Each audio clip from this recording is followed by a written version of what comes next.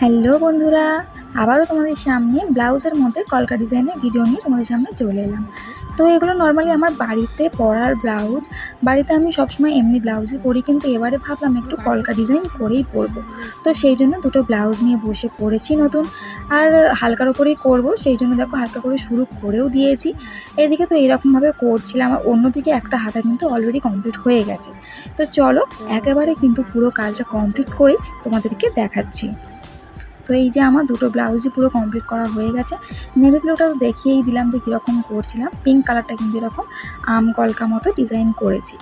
আর মাঝখানে কেন কোনো ভিডিও করিনি জানো? আসলে আমি গান শুনতে শুনতে যে কোনো কাজ গান শুনতে শুনতেই করি। গান শুনতে শুনতে করলে আমার যেমন তাড়াতাড়ি কাজটা কমপ্লিট হয়, তেমনি কাজের মধ্যেও মন বসে।